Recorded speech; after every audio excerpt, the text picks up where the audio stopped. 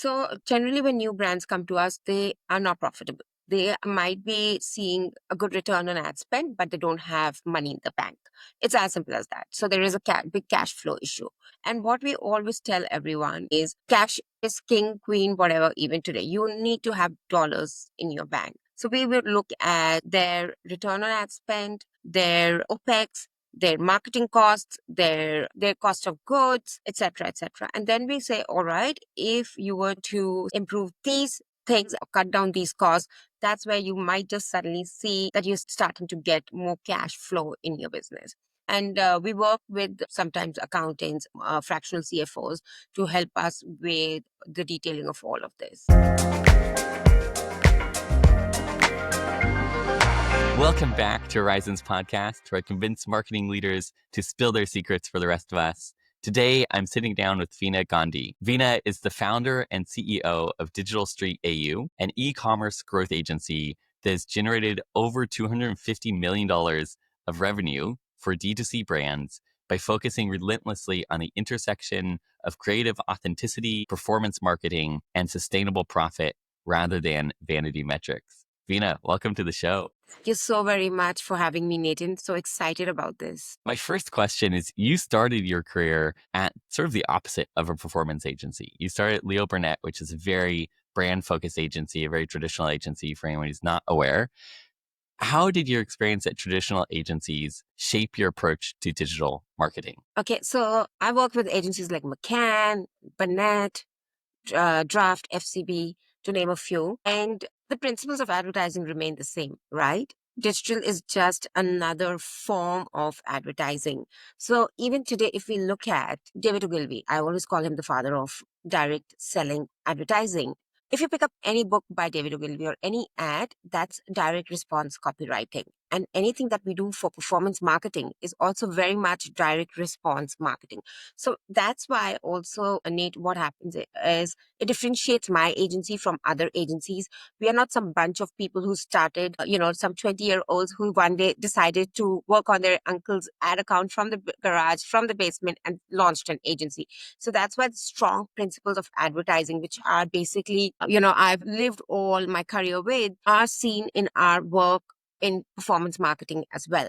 And this also kind of differentiates my agency from other agencies, where other agencies are just talking about performance marketing, about return on ad spend. We look at a brand holistically and how your branding, your overall brand can improve the health of your performance marketing.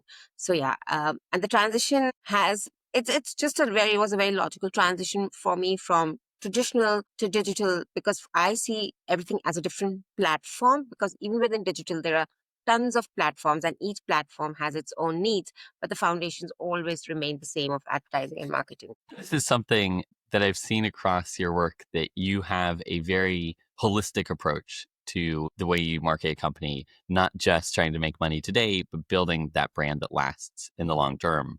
I want to go back to some of your earlier work. You helped to launch, if I'm not wrong, Minute Maid Pulpy Orange in 2007. What has changed in the 20-ish years since then, and what is still the same when it comes to launching a product successfully? Yes. When I launched, and that was a launch in India with, where Coca-Cola was looking at its entire, so health and health so the skew towards being healthier was just starting off around that time. And when Minute Maid Pulpy Orange launched in India, the fact that it had pulp in it and it had like fresh orange juice, etc., was a big point. And today, if you look at Poppy being bought by Pepsi, which is a probiotic soda, and you see that how, first of all, health has got a very big role. And launches in those days were very TV driven, very above the, above line advertising, where it's TV, radio, OOH, which is your out of home, your billboards, etc., and very, very TV driven. And today that has flipped. Today everything is very digital based. So today you are looking at launches where you might be launching it on social media first as a teaser, taking influencers, taking celebrities, and then maybe perhaps looking at out of home. And now if you look at it, we are in an attention economy, right? So suddenly we have Kim Kardashian with Skims putting that larger than life door, her thing in New York. I think it was New York. And everything we are doing today is to get attention, right? We've moved more towards digital, but anywhere we can get attention. So even in terms of digital, we look at how we can grab that attention. So that entire thing about your hook has to be strong and all those other things kind of come in. So yes, so that's how I think launches have changed. Earlier, they were much simpler to do. You just, had your product proposition, benefits, etc. Highlight those, launch via TV, launch via radio. And today it's like, how best can I get my customers' attention?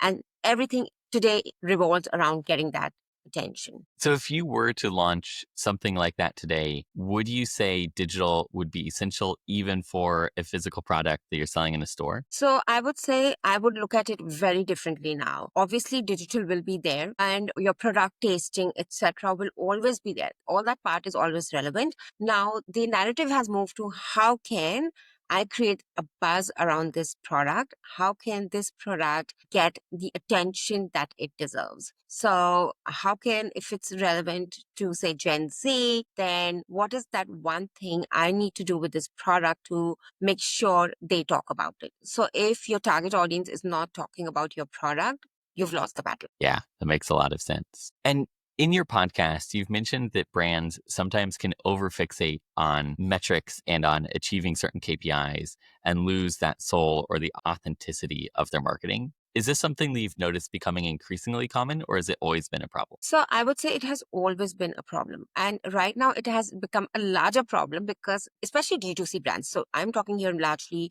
in the podcast about D2C brands where your performance metrics is the ultimate North Star, right? You're where your return on ad spend and you're just looking at how to make more revenue or how to be more profitable. And you are forgetting about customer journeys because they're not linear. So it's not that I see your product on Facebook and buy it off Facebook because today I go to Google, I go to TikTok to do my search, and I go to 10 other platforms. And then I speak to two other people and I make my decision. So it's maybe I saw your product, and that's what I tell clients. Maybe there's this. So the first interaction is very important, which I think marketers, brands do not look at. Everyone is looking at the last click, but no one is realizing that you have to look at where that first click actually generated from. Where was that first ad or first information about your product which came to your customer too? So they're missing out on that. And we are actually, I understand. I also tell my clients you have to be profitable and everything. But when they come and tell me, but I'm not getting sales, but are you just trying to sell or are you trying to build a brand? And that's such a thin line, right now, because everyone is obsessing about where the next sale is coming from, but no one is obsessing is how can I just retain my brand values, get my brand the attention it deserves, and then let the sales follow. You have this funnel, if I'm not wrong, it's ARDF. Could you Yes. explain how you think about that funnel and how that applies to these ads? So ALTF is our framework within the agency. Now, this has been, and we use it over and over. It adapts itself to every business. And I'm just not talking here about D2C and retail only. Now, and this is also, it comes from, because, Nate, I worked with agencies like Burnett, with McCann, and I know they used to come from the 5 Ws of advertising, right? Which is what, when, where, how, who, and how. So if you really look at that, and that used to be a starting point for everyone when researching on a brand. So the ARDF model is, I would say, has its genesis there because you need to analyze where your current business is at or where your current advertising is at. And this is relevant to every business. So till you don't analyze, you wouldn't know. Then the R is for the research, right? Because if you don't do the research, then what you're doing, your competition, and whether it's relevant or not, etc. And then the D is looking at all that data and figuring out what's really happening with your business and what to tweak and where to tweak, etc. as well. What changes to make. Sometimes you have to take big swings, sometimes you just have to take smaller swings. And the F is the forecast because You don't have a business if you're not forecasting looking at your data, right? If you're not looking at your numbers, you don't have a business. It's as simple as that. So that's why it's a very holistic approach, and it has sub points into it. It has, it is finally even like more detailed out. Obviously, I can't share it because that's our proprietary frameworks. I mean, I can't get into the nitty gritties of it all.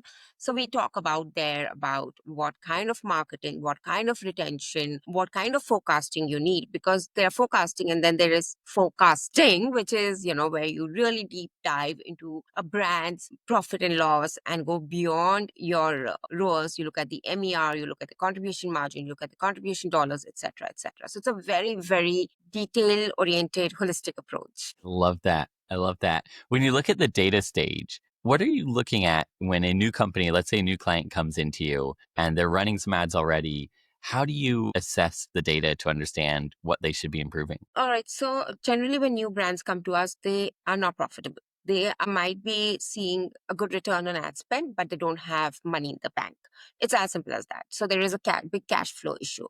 And what we always tell everyone is cash, even cash is king, queen, whatever, even today. You need to have dollars in your bank. Then we look at everything. We have, customized spreadsheets for them where we ask them to help. And we work very well with them on this thing. So we will look at, and now I'm just talking about from their ads point of view, their return on ad spend, their OPEX, their marketing costs, there are other lot of other costs that we look at, their cost of goods, etc., etc. And then we say, all right, if you were to say improve these things and how to improve those or cut down these costs, that's where you might just suddenly see that you're starting to get more cash flow in your business. So that's how we look at at brands who approach us, and we work with a few partners, and we just like kind of take their support as well.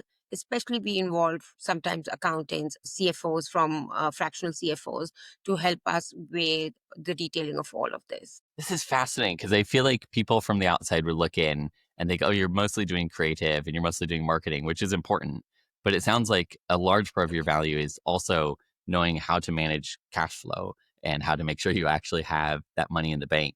When you look at a D2C brand and it's failed, how often does it fail because of cash flow issues versus they can't figure out the advertising? Yes. So, okay, now if you look on to all these coaches, e-commerce growth marketers, due respect to all of them, but all of them will always say, increase ad spend, increase ad spend, increase ad spend. It doesn't matter. Eventually you will break even or eventually you will be profitable. But think of it as a small business owner or even a mid-sized business. And we're seeing this, a lot in Australia right now. We've got Catch.com went under. Then there were other brands that went under right now in admin. Retail stores going under. So why are they going into admin, or why are they declaring themselves, they're going under? Because there's a big cash flow issue somewhere.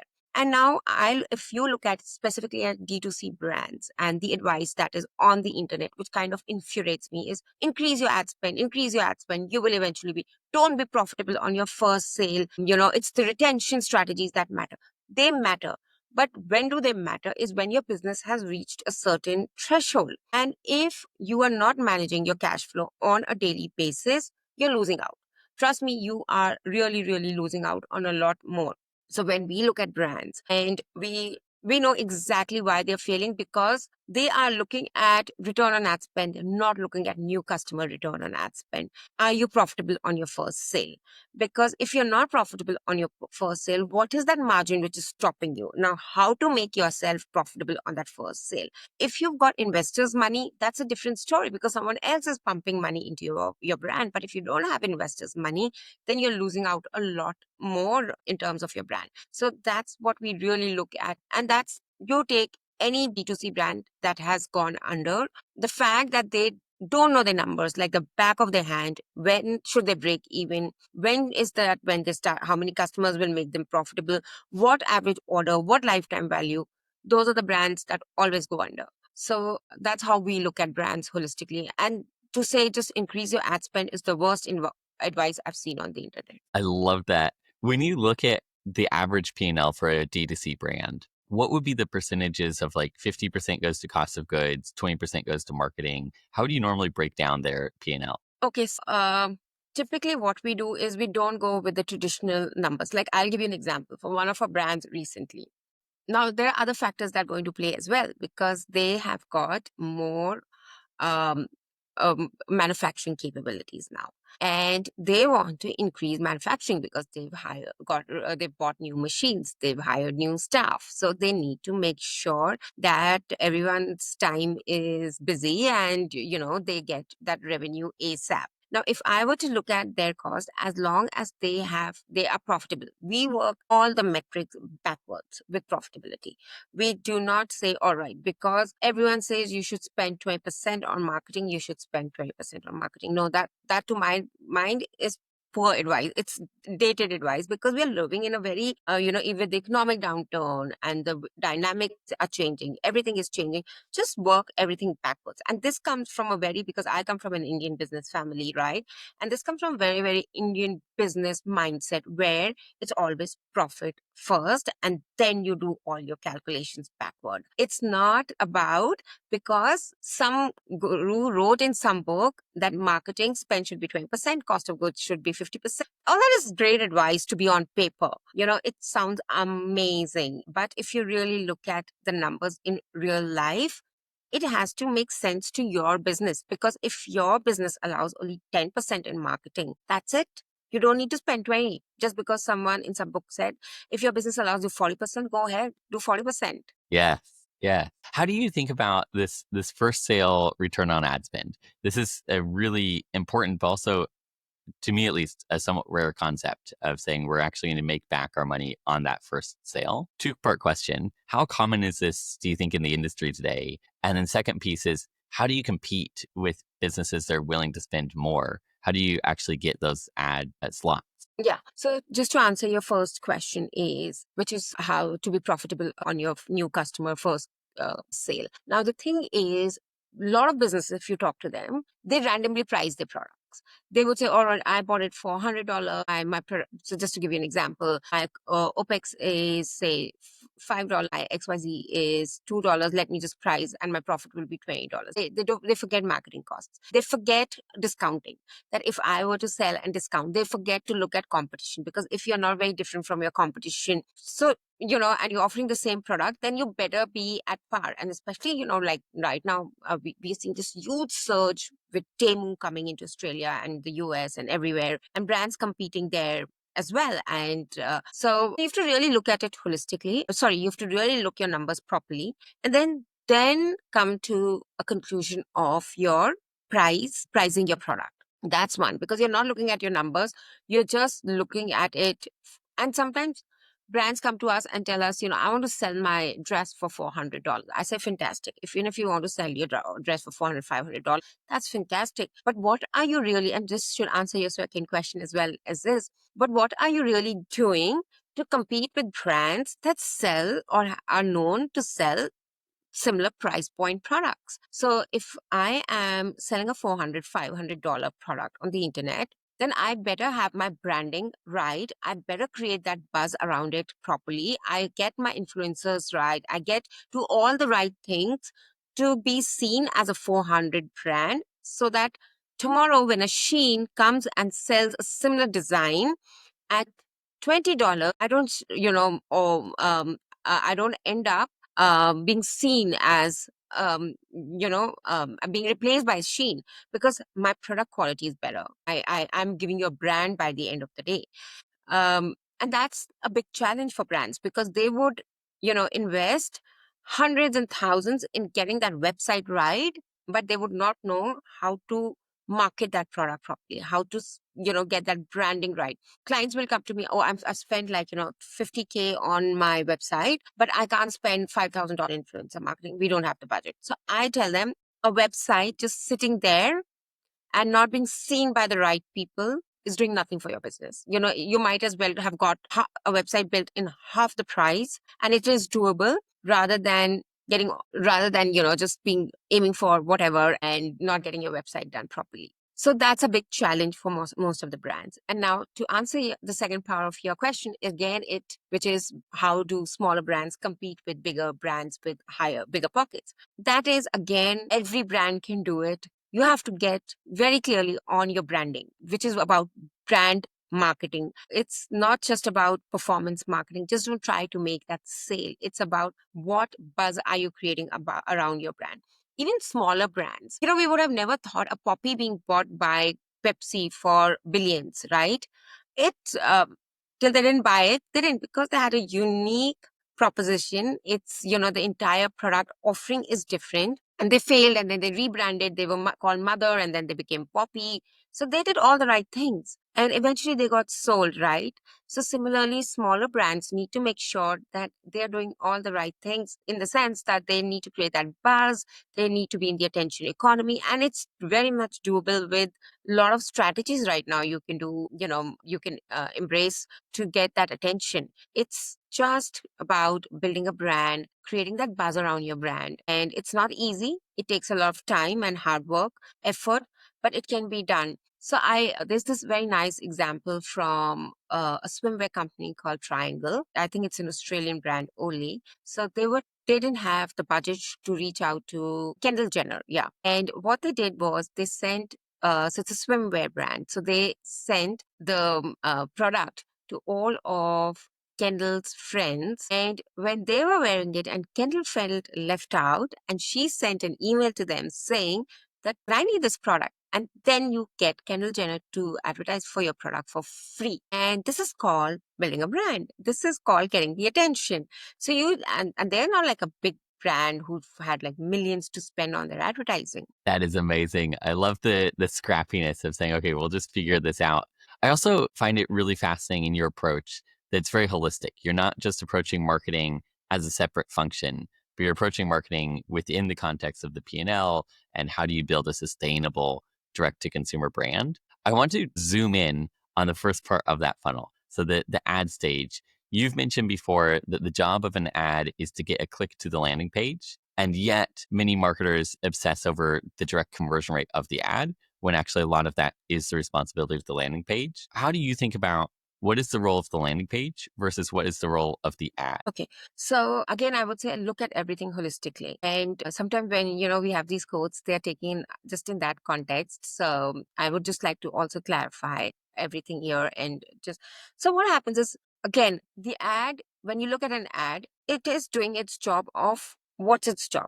You click on the ad. That's the purpose in the D2C stage, where D2C industry, where you look at the ad on, say, Facebook, you clicked on the ad. Now, if suppose, Nate, I am talking about a beard oil, and in my ad, I'm saying that, it does XYZ things, it's got these benefits, and suddenly I show you a landing page which talks nothing about it, which just tells you that it's for $100. Will you buy it as a customer? Probably not. Exactly. So the ad did its job of getting you the click. But if your landing page is not doing the selling of that, or it's not convincing me as a customer that why I should buy that product, then why will I buy that product? So that's the thing. The landing page has to. So we all are spoiled by choice today as customers, right? There are products, and then there are products and products and products. So if I look at that product and I say, no, why should I buy it? So your landing page has to convince the customer that you are the best choice available out there. And that's the job of a landing page. So the landing page does, to my mind, most of the selling, because if I'm not convinced about something, I'm never going to buy it. So obviously the ad also is telling me, yes, it has these benefits, or it has this XYZ thing, but people ignore the landing page. There is such a discrepancy between the ad and the landing page that conversions don't happen as a result. So a landing page you have to look at for a D2C brand, it's the ad, the landing page, the post-sale experience, because which is again so very ignored by everyone. When is my shipping going to come? How are you delivering the product to me? What feedback are you taking from me? It has to be looked at it. The whole thing has to be looked at holistically in totality. I love that mention of the post purchase experience. What do you think is the goal that companies should be thinking about and trying to achieve when it comes to that post purchase experience? Is it that people tell their friends? Is it that people buy a second time? What's the thing that companies should have in their mind as the success metric? I think they should break it down into various parts. So first of all, when I bought your product for the first time as a customer, make me feel good about it. Make me feel that you've given me the best customer experience ever with the best product. And that is ignored. Your product is sent, you will send them an automated email saying that now review my product. So we've all been following all of that. And then some customers reply, some don't reply, and we are ignored. Now imagine if that customer experience if we were spending as much time on our customer experiences. And recently actually done a podcast with Jess Servon on this entire thing as well, on my podcast as well, where customer experience also has to be broken into various stages. Because if your goal is to refer a friend, then do something with them where they are going to refer your brand to, say, a friend or whoever. If your goal is a second sale, then make sure that the first sale you do to them is really, really sticks out. And obviously a lot will also go with your product. If it's a great product, people are going to rebuy, and they are.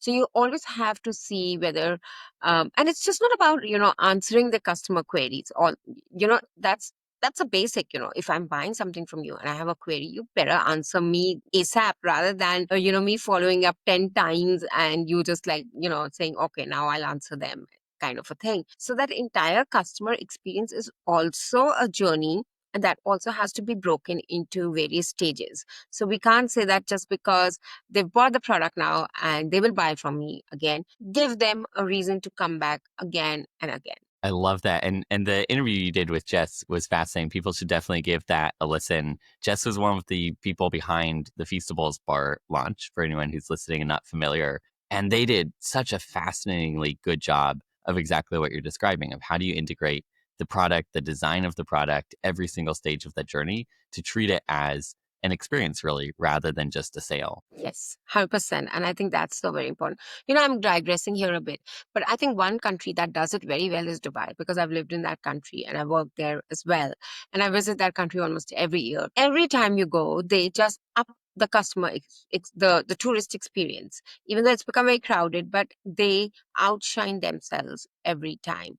And I think that's one case study that is not looked into as much. But if it is, then they know. If someone knows how to do customer experience, those guys know. What would be an example from your time visiting Dubai that stood out as like, oh, wow, this was really shock and awe moment? So I'll tell you something. So I went from Dubai, and I'm talking about a few years back, from Dubai to Europe for a holiday, and I lost my passport. And yes, so I call up and it's like different time zones, and I'm in Switzerland. I lose my passport, and I'm like panicking, and I just send them an email. Within 5 minutes, I get back an email with the next steps. I mean, imagine so quick on a Saturday when they are off. There Email. is, yes. And it's like so quickly they responded. I was amazed. I still remember that experience. It's been what, 10, 12 years.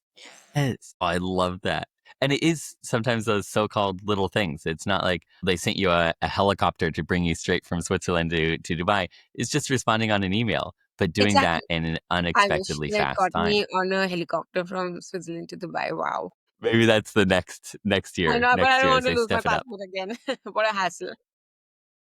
True. Oh my goodness. Yeah. Okay, pivoting back to marketing, you've talked about the value of whitelisting ads versus influencer marketing. And I think for a lot of people, they're not necessarily familiar with either one. Could you explain what is whitelisting ads and what is influencer marketing, and then how you compare the two? Yeah, so I'll also tell you about what is user generated content, so that because everyone uses them interchangeably, and they're not. So first of all, user generated content is when your customer experiences a product and they review it, either mostly in a video format, and they tell you whatever about it. That's user generated content. So a lot of people, so now when you're influencers, okay, then I'll come to influencer marketing. Now, influencer marketing is when there are people who we label as influencers, and you send them your product. So whether you do product seeding with them or you do a paid collaboration with them and ask them to review your product. So it's as simple as that. It's a paid thing with influencer marketing. Even with user generated content, it can be paid. But yes, influencer marketing is equal to paid reviews. And then is whitelisting. So many times you must have seen ads where, say, Uber Eats is with Brad Pitt. Let's see, Brad Pitt is the influencer here.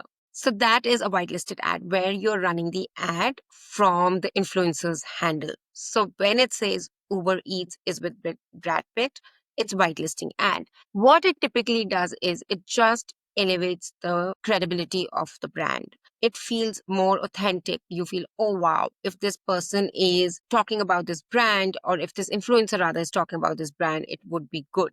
And then there are a lot of parameters we look at while hiring influencers for whitelisting. How many followers should they have? What kind of engagement are they getting? Because you're also getting if that influencer is, and obviously you will choose an influencer who fits your ideal customer profile. And if that influencer fits your ideal customer profile, they already have an X number of engaged followers, and it helps reach out your brand to a wider audience who is relevant to your category.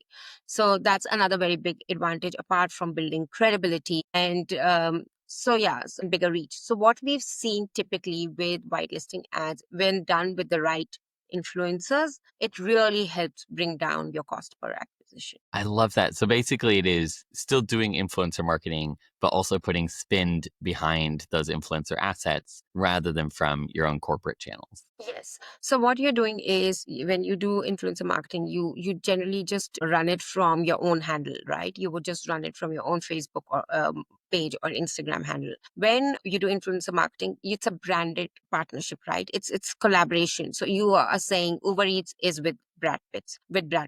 So that is what you're doing with whitelisting ads, where Brad Pitt's name comes there. And I mean, that can be any influencer. This is just to give an example, whoever is relevant to your category. So it just, you get a wider reach of audiences. And we've seen, I've been doing whitelisting for almost 3-4 years now, and I've seen every time, no matter what, all strategies fail, but this strategy always gets you lower cost per acquisition. That's incredible. So if we go back to this hypothetical beard oil company, how much of the marketing spend would you recommend putting against whitelisting ads versus other marketing channels? So, Nick, we always start with say 5 to 10%, and then we see which influencers are doing well, and then we'll scale it to 20, 30%. So, for one of our brands, we're even doing like 40% whitelisting. Wow. Wow. I love that scaling approach. So you take what works and then you scale that up.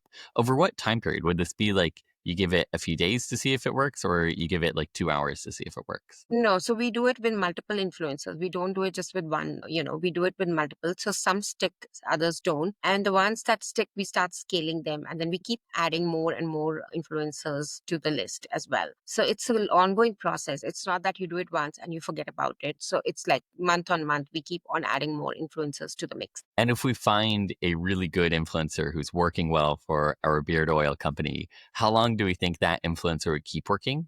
Would it be like a 1 month life cycle, or at what point should we expect to need to replace them with a new influencer? So what we do is we don't want to just bank upon. It's like, if you just have one winning ad, you've lost the battle, right? Because anytime that ad can tank. So you can't just depend on one influencer. That's why we always have that's why we keep adding new month on month, so that if your top performer someday, and that happens a lot, one day they just tank and you don't know what to do. That's when you have other influencers. So I've typically seen, like, for one of our brands, this influencer has been doing it for 2 years and that ad is still a hit. Touch wood. And for others, Wow. it doesn't even survive, like sometimes not even for 3 months, sometimes not even 2 months. And it just depends as well who is resonating well with your audiences. So you have to take it case by case. And yeah, if it does really well, we keep on running with it.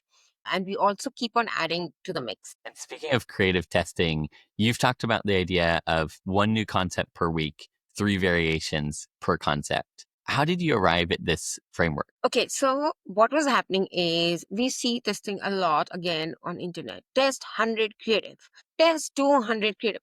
That is fantastic advice for anyone who's spending 50 million, who's a 50 million brand or a 100 million brand. But what about brands that don't have that kind of scale, that are not there? It's overwhelming for them to get all this advice on the internet. And some of our clients would see these LinkedIn posts on these posts on X, and they would come to us and they say, but you're not testing 100 creative per week. But my question to them was, are you spending that much to put budget behind those 100 creative, right? If you're not spending that much. In any case, even if I put 200 ads into the mix, it will never get those impressions. So what is the point of me churning out 200 ads or 500 ads or whatever ads per week just because you saw some post on LinkedIn and some post on Twitter? So we decided, so as an agency, we just started testing. So how many is enough for brands of div at various stages, at various spend? And we realized that one big concept every week is not overwhelming for anyone. And let's do variations and iterations of that. So that is how we arrived at this thing after testing it for a few of our brands. And for some brands, we test two concepts because they have multiple products. Now, if you have multiple products, so suppose, you're advertising three of those products, then for each product, we will come up with one big concept and then three, four, five iterations depending on their ad spend, because some brands spend more than the others. And then you have the monies to also test more iterations. So this is how we arrived at this entire thing. Not because some guru said somewhere test 100 creative a week, which became a big thing. Let's just test, randomly test. But why? Yes. Yes. And you need really good concepts, which I think you've used Reddit as a place to get good ideas for future variants. How do you I actually use Reddit forums? So we type up, if you go to Reddit, it's a gold mine right now. Amazon and Reddit. No one seems to be using them. Now, the kind of brands we work with, they have a lot of reviews. They keep getting a lot of reviews. We take all those reviews, we put them in ChatGPT, and then we have our prompts and we get information that, yes, these are the pain points, these are the benefits, these are the ones that are standing out. So we have those prompts and we use those for our ads.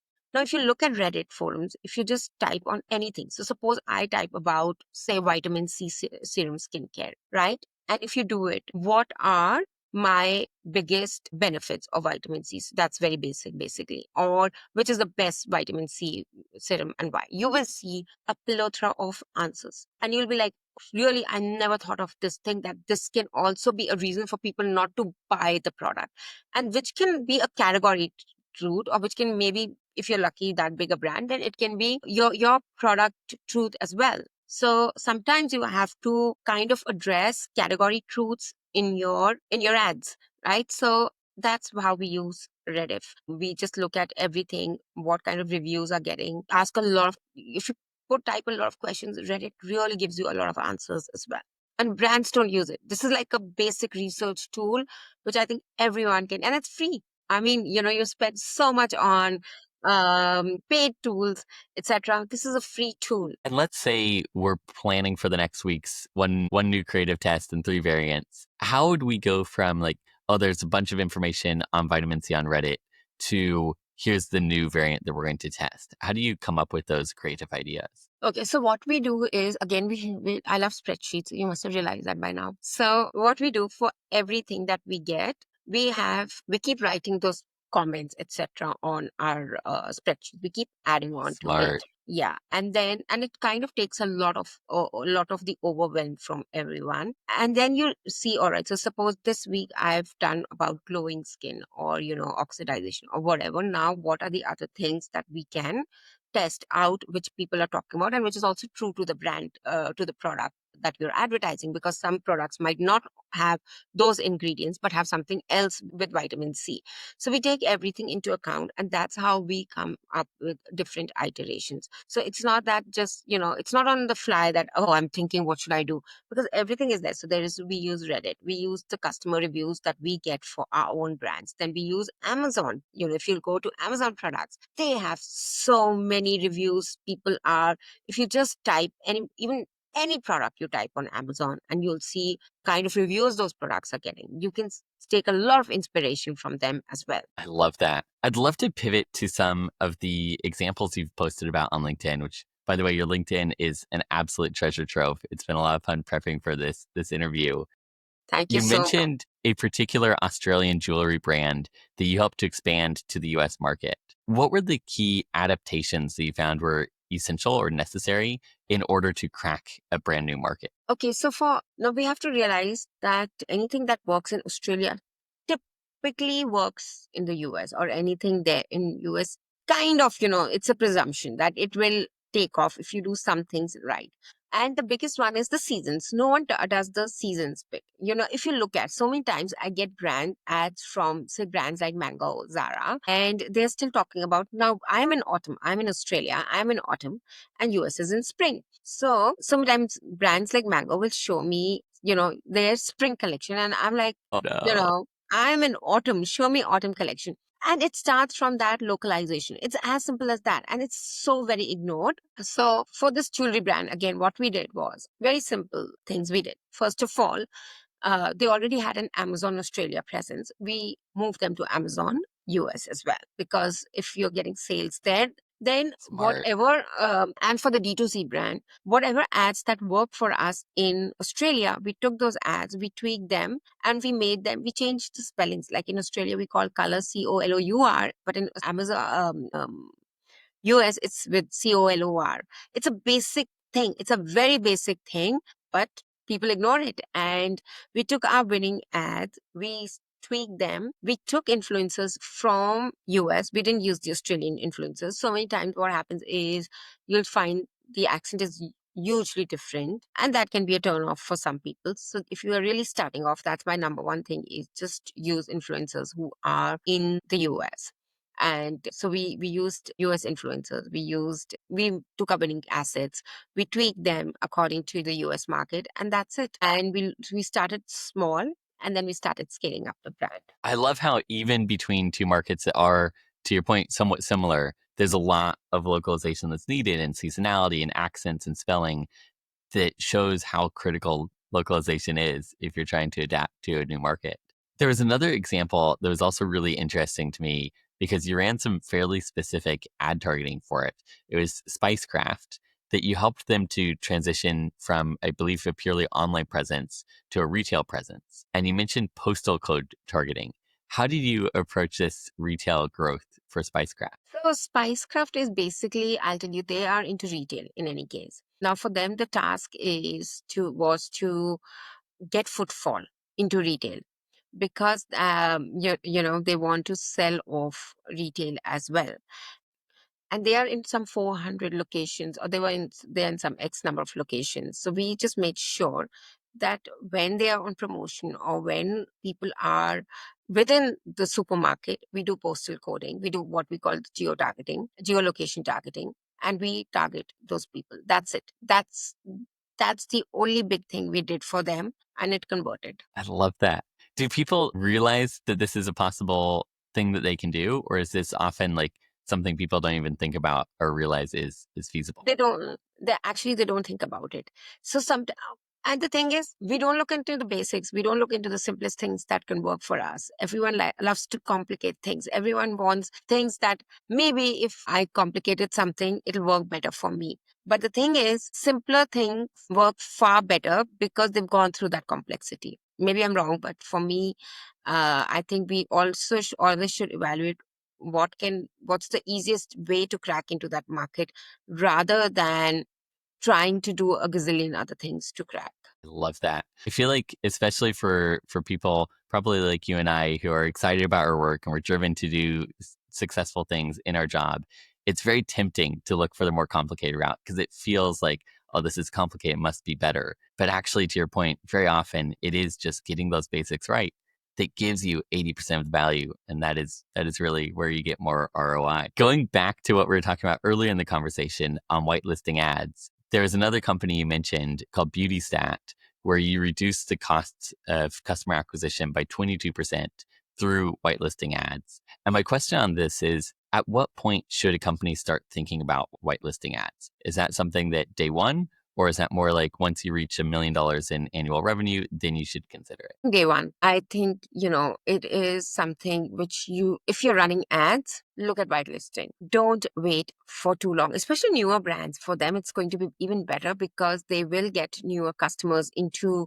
the mix, right? Because if someone has not really heard about your brand, and if you're really trying to build a brand, then you get some good influencers that fit the bill, that fit your ICP, and just take it from there. Speaking of building the brand, whitelisting ads are a fascinating place where you are doing brand building and you're also doing performance marketing. In general, do you find that these two things are in conflict of building a long-term brand versus short-term performance marketing? Or do you find that the levers you're using actually do both quite well? So I would say whitelisting helps you get more audiences. Yes, it helps to get your brand attention.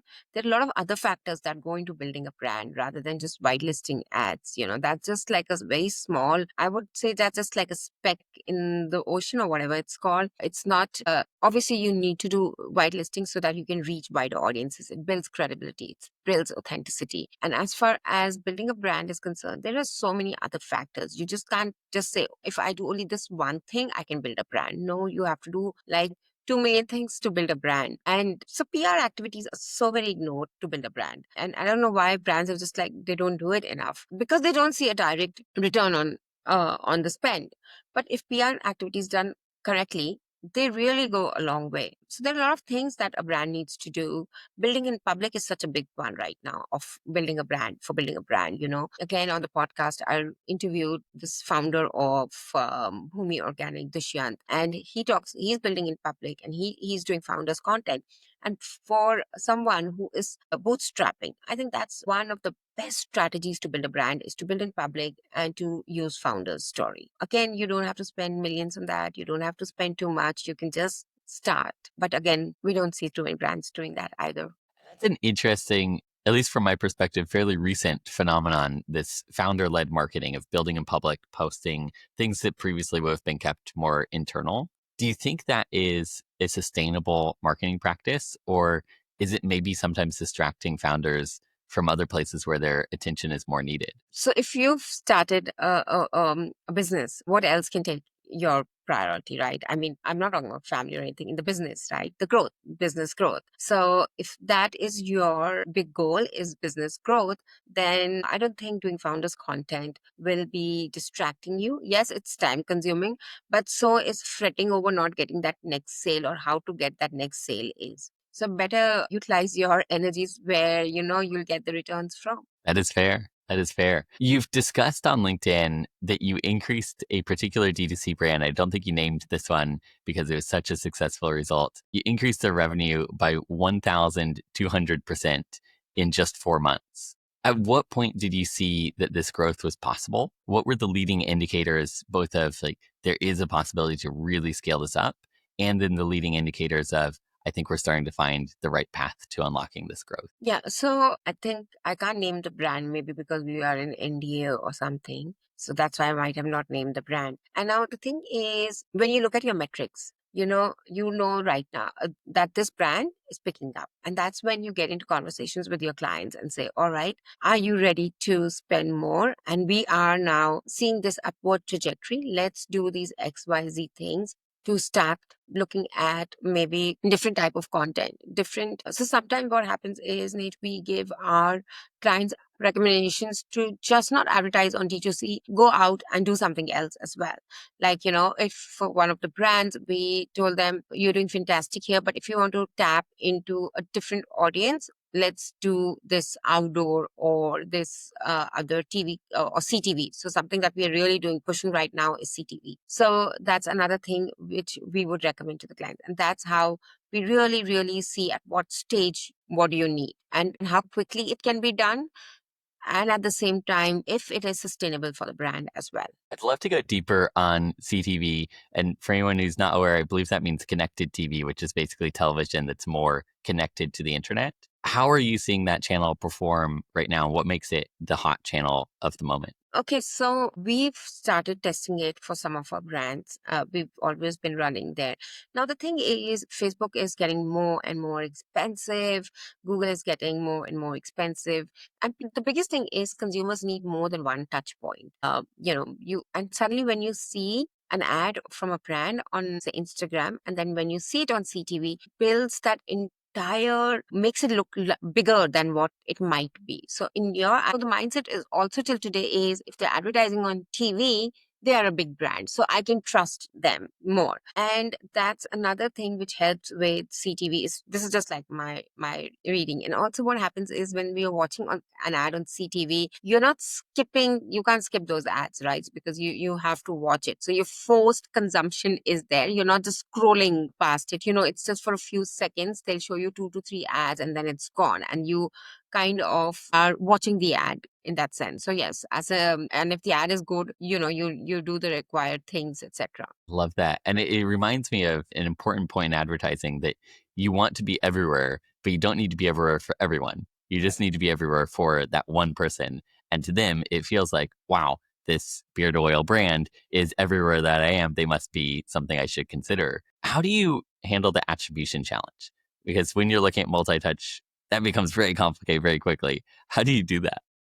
So we use triple whale, we use not beam, but it's a challenge. I wouldn't deny it. I mean, if someone has cracked it, fantastic for them. And if someone claims to have cracked it, it's amazing for them. But I still say we're doing a lot of customized reporting as well for our brands now, where we have all these tracking links into the ads, and then we use Google Analytics in with triple whale and or not beam, and then we do a lot of things that we are looking at. But to be very honest with you, it's a challenge. I won't mince words there, and I won't say, oh no, we've cracked it. No, we haven't. I don't think anyone has. Also because it helps us. Heat maps is another thing which really helps us. We use Microsoft Clarity. Where are the drop-offs happening for our landing pages? What is really doing things like that? So we are doing all of that. But attribution, we follow just like then one platform. We tell our clients if they are not being, we tell them to focus on that. If they're on triple whale, we ask them to just then look at one channel. Then don't look at Facebook platform or Google in platform reporting. Then just stick to what you can see on triple whale or not beam or whatever third party attribution tool That's you're smart. using. Yeah. Focus on one. Yeah, because otherwise it confuses you. If you look at too many, all of them are trying to give you different reporting. All of them are talking about different metrics, results, and everyone wants to claim the sale. Then you have one source of truth. Because if you have multiple sources of truth, it's no longer the truth, right? It's confusion galore.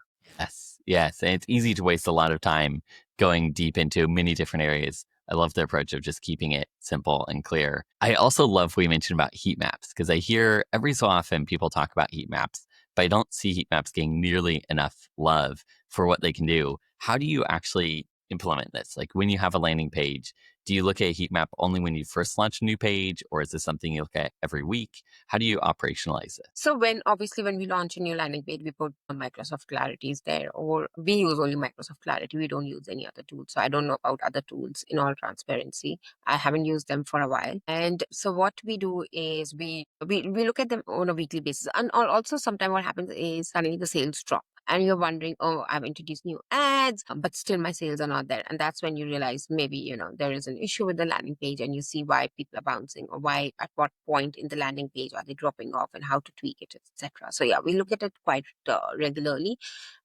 depending on, so it's just not weekly, it's also need based. So sometimes we might want to look at it as soon as the sales drop and things are not picking up or something is not okay. So obviously we have to look at it. Yes. And what sorts of insights would you find from this heat map? Because it basically shows where people click, right? Yeah. So you'd see where they're clicking. Would you see where they're scrolling as well, like how far down the page they're scrolling? It does show you because sometimes they will not click beyond above the fold. And that means they're not going to the XYZ section of the page where you want them to go. Or they might be just, not, or they might just not be clicking at all. That's a big one. Fair, fair. How would you solve that if they're not clicking at all? What do you Then do you about that? change. That means your messaging is not resonating, right? Fair. So interesting. And you've emphasized retention as a really important thing for D2C brands to think about. What are the typical patterns that you've seen when it comes to upsell behavior? So in the agency, what we do typically, and I can speak with our experience here, is what we've seen is so we have all these plugins like Zipify and all, where they'll say someone has bought this, now buy this with that kind of a thing. But I think something which we are also missing, and this is something we are working on, is where, and especially I think it'll be very relevant to skincare brands. So if you are using an X product for, say, for dry skin, then you need that Y product as well to go hand in hand. And that's how you should do your upsell, rather than because you bought X, now buy Y, and not doing it like a skin type thing. This is just to give you an example. So we are trying to explore this with some of our brands, and we were not doing this earlier. And I think that's where is the biggest retention and upsell opportunity that lies in, is to making it relevant to that customer. I love that. So, like, what's the next product that based on buying this, you should also consider this other Yeah. thing? And how would you promote that? Would you do that in the pre-conversion stage? Would that be after you've purchased on the landing page? Would that be in an email follow-up? How would you actually do that conversion? So at the checkout stage, because if I made that sale, if I bought that product, I don't want to come back and buy again. Why didn't you tell me earlier? It's logical, right? That's I'm fair. not going to swipe my card twice. It's as simple as that. I'm not going to put my card details twice. So it has to be. So I don't think there's any point in doing an upsell after the sale.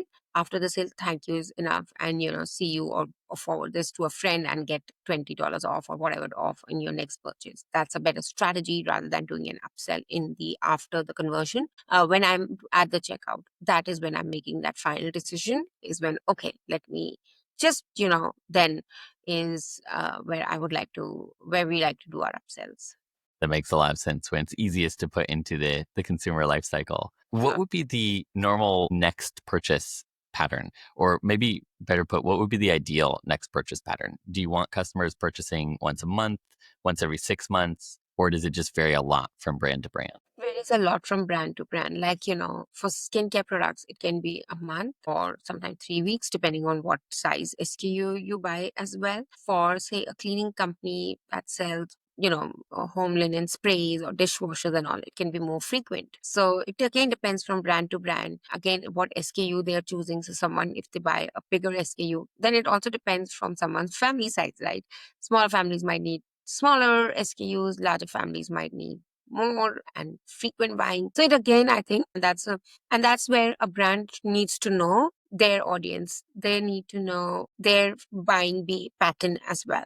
Should brands prioritize subscription products, or is it fine to have a non-subscription product and just encourage people to come back and buy again later? I think subscriptions are great. I mean, so many times we forget. And if you have a subscription, it's easier for the person as well to remember that, I need to get this month on month. Because for some items, it's a no-brainer. You need them month on month. And if you have a subscription or a 3 monthly or a quarterly subscription, that's fantastic. So I think subscription models are great, but if they are done correctly, and if someone wants to cancel them anytime, you should give them that option, because again, it depends. It goes back to customer experience. You can't hold someone for Yes, you want them to your point. You want them to be excited that they purchased the product. That post yeah, purchase experience should be a thrilling time, not a oh bummer, I forgot to cancel the subscription. exactly. So I think that's key as well. Well, that brings us to the end of the interview. But before we go to the closing, I have a lightning round for you. So I'll throw out some very quick questions. Feel free to give quick answers, or you can go into more detail. First question is founder-led content or professional production? Difficult, founder-led. Retention marketing or acquisition marketing? This is both alike. You need both. Media buying or creative strategy? Strategy. Ooh. AI generated or human generated content? Both. You need both right now. You've actually talked about combining the two in one, right? Having Yes. an AI voice on human content to make it more interesting. Yes. And also now we are experimenting with the new ChatGPT AI graphics, imagery, and we are also doing it with the AI avatars. So I've created my own AI avatar, by the way. Whoa, am I talking to an AI avatar right now? Do you think so? Probably not. If it is, it's very impressive. Trendy platforms or established channels? Established any day. Love it. Top of funnel metrics or bottom of funnel metric? Funnel. Ooh, interesting. Why so? Because I think bottom of funnel retargeting in any case is something which is overrated right now. And if you're acquiring someone from top of funnel, it's going to be more expensive. It's going to be costlier, but you can then, it's then just goes down to your retention strategies, etc. And bottom of funnel is basically, if you look at it, Facebook is doing that in any case because it's looking for all your audiences, etc. So a lot of marketers, I'd say, waste advertising dollars on bottom of funnel, have a small budget, but not a big one. I agree. It's very easy to spend against bottom of funnel because the ROI looks so very good, but the Exactly. incrementality might not be so high as the top of funnel. Well, that brings us to the end of the interview. Where can people go to learn more about you? So they can reach out to me on LinkedIn, Veena Gandhi. If you type, I think I'll come on LinkedIn. That's one. Then obviously they can connect with me on our website, digitalstreetau.com. They can go there and check out. And if they want an appointment, they can just fill up the form there and connect with me. Fantastic. And all of that will be in the links below if you're on YouTube and in the show notes if you're listening on a podcast. Veena, thank you for coming on the show. This has been a lot of fun. Nate, thank you so very much.